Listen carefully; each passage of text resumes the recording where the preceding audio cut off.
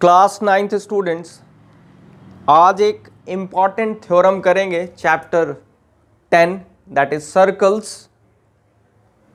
तो देखो, पहले ये थ्योरम हम रीड करते हैं। थ्योरम में दो चीज़ें होती, पहली चीज़ गिवन और दूसरी चीज़ प्रूव करना। तो हमने इसे क्या कर लिया, ये स्टेटमेंट है और इधर लिख दिया प्रूव इट। बात समझिए, थ्योरम है क्या, ध्यान से सीखना है, मोस्ट इंपॉर्टेंट थ्योरम है। The angle subtended by an arc at the centre is double the angle subtended by it means the arc at any point on the remaining part of the circle। तो देखो, पहले क्या करना है, सब कुछ circle में है ये तो पता लग गया, आर्क सर्कल का होता है। तो ये हमने एक सर्कल फॉर्म कर लिया। सपोज कर लो ये सर्कल है, कंप्लीट तो सर्कल नहीं लग रहा लेकिन है सर्कल। ये सर्कल का हो गया आपके पास centre. This is O is the centre of the circle. क्या कहता है, the angle subtended by an arc at the centre. तो हमने एक चूज कर लिया, दिस इज द आर्क। इस आर्क, आपको पता है वो पार्ट्स ऑफ सर्कल में, टर्म्स ऑफ सर्कल में ये पता है, दिस इज आर्क। इसका नेम दे देते हैं हम P Q. P Q is the arc.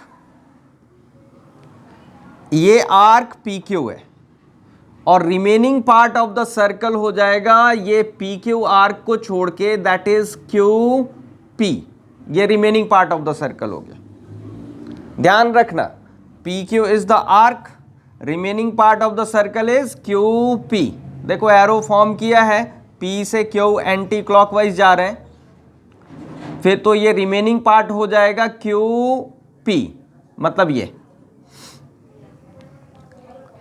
The angle subtended by an arc at the centre. तो ये आर्क पी क्यू सेंटर पे एंगल सबटेंड कर रहा है। तो सबटेंड कर रहा है एंगल, कैसे, कितना कर रहा है, कैसे पता लगेगा।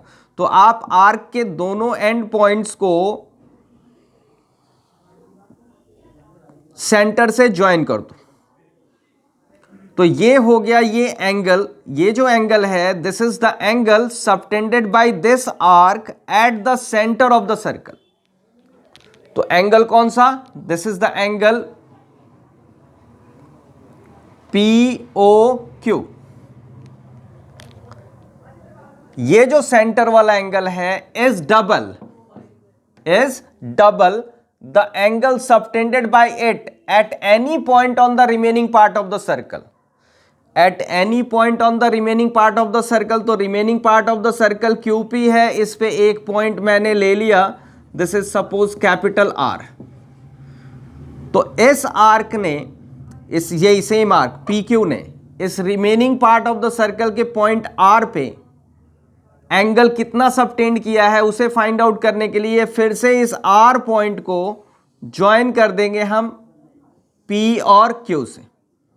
तो ये एंगल हो गया, this angle R is subtended by the arc PQ at a point on the remaining part of the circle. इसी को समझना है।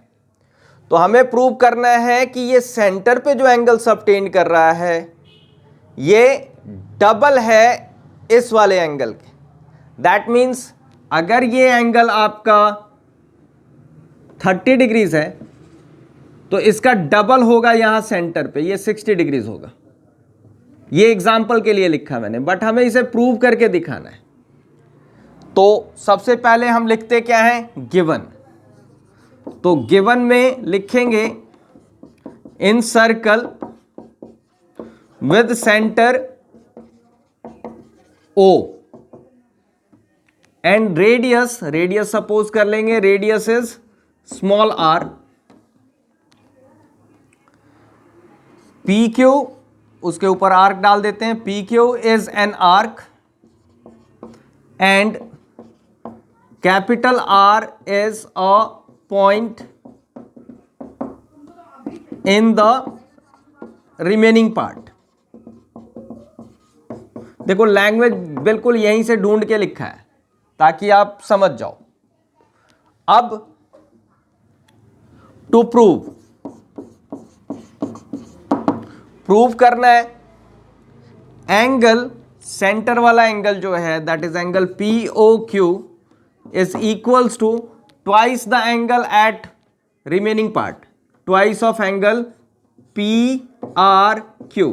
ध्यान देना ये दोनों एंड पॉइंट्स सेम रहेंगे, बस फर्क ये है कि ये सेंटर है और ये पॉइंट है on the circle in the remaining part, इस आर्क PQ को छोड़ के। अब कंस्ट्रक्शन करनी पड़ेगी, विदाउट कंस्ट्रक्शन हम इसे प्रूव नहीं कर सकते, तो कंस्ट्रक्शन जो है ज्योमेट्रिकल हेल्प होती है। अब ध्यान देना है कंस्ट्रक्शन में मैं क्या करूं, कंस्ट्रक्शन डॉटेड लाइन से करते हैं। तो कंस्ट्रक्शन में देखिएगा, ध्यान दीजिएगा, R से एक रे ड्रॉ करूंगा through O, this is ROM name दे दिया, तो लिखेंगे क्या, ड्रॉ रे ROM, बस सिंपल। अब ध्यान देना इस रे ने इस पूरे एंगल को दो पार्ट्स में डिवाइड किया है, इस सेंटर वाले एंगल्स को भी दो पार्ट्स में डिवाइड किया है। तो हम करेंगे क्या, नंबरिंग करते हैं, इसे एंगल नंबर 1, इसे एंगल नंबर 2, ये ऊपर 3 और इसे 4। एंगल का नंबरिंग करते वक्त ध्यान रखना आर्क्स जो है एक जगह ना हो, थोड़ा इधर थोड़ा उधर, ताकि पता रहे कि इतना ही एंगल है और ये इतना ही एंगल है। इस एंगल को नंबर 5, इस एंगल को नंबर 6। नंबरिंग करने से थोड़ा इजी हो जाएगा। अब प्रूफ देखिए, प्रूफ में करेंगे क्या, पहले हम एक ट्रायंगल कंसीडर करते हैं। In triangle ROP, in triangle ROP या यू में से एंगल ट्रायंगल POR अच्छा लग रहा है, POR लिखते हैं, POR। ध्यान दोगे तो पता लगेगा कि ये जो OP है ये रेडियस ऑफ द सर्कल है और ये जो OR है ये भी रेडियस ऑफ द सर्कल है। तो OP is equals to OR, each equals to R radius. Therefore triangle में अगर दो साइड्स इक्वल हो तो उसके अपोजिट एंगल्स भी इक्वल होते हैं। सिंपल सी बात है, ट्रायंगल का दो साइड इक्वल तो दो एंगल भी इक्वल, लेकिन ये ढूंढ लो कौन से दोनों एंगल इक्वल होंगे। तो वो दोनों एंगल अपोजिट साइड्स वाले इक्वल होंगे, angles opposite to equal sides are equal. तो मींस एंगल 3 और एंगल 5 इक्वल होंगे, that means angle 5 is equals to angle 3। Make it equation number first, और रीजन में क्या लिखोगे, angles opposite to equal sides of triangle are equal, ये reason हो गया। क्लियर? ऑल्सो एक चीज समझिएगा, exterior angle property of triangle होता है, bye exterior angle property of triangle, bye exterior angle property of triangle में क्या होगा, छोटी सी चीज समझिए।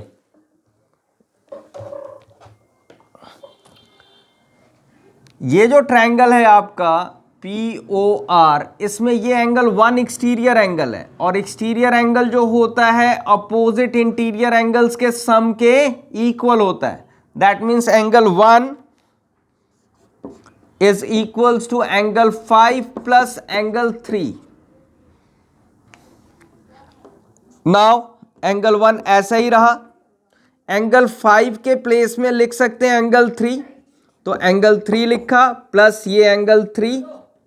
देखना फ्रॉम इक्वेशन फर्स्ट, रीजन लिख देंगे फ्रॉम इक्वेशन फर्स्ट। अब ये नहीं कर लेना कि एंगल 3 प्लस एंगल 3 एंगल 6 हो गया, नहीं, angle 3 plus angle 3, one angle 3, one more angle 3, that is angle 1 is equals to twice of angle 3. Make it equation number second. अब हम करेंगे क्या, अब ऐसे ही लेंगे, नाउ लिख लेंगे इन ट्रायंगल इधर वाला QOR, in triangle QOR, same process से बिल्कुल ऐसे ही.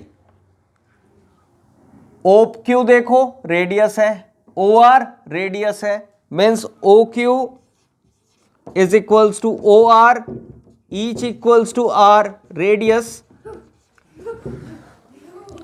ठीक है, देयरफॉर ट्रायंगल के दो साइड्स इक्वल, तो फिर से दो angles equal, means angle 6 is equals to angle 4, angle 6 is equals to angle 4.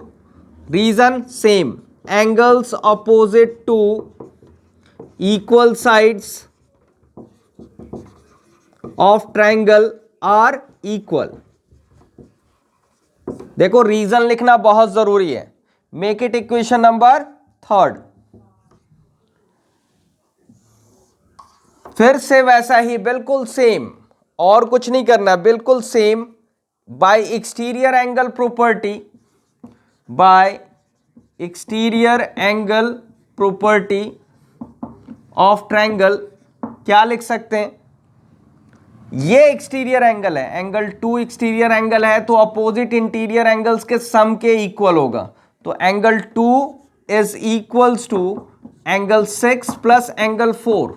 ध्यान रहे ये 2 एक्सटीरियर एंगल है किस ट्रायंगल का, ट्रायंगल QOR का. देखो RO प्रोड्यूस हो रखा है, तो ये एंगल 2 एक्सटीरियर एंगल है.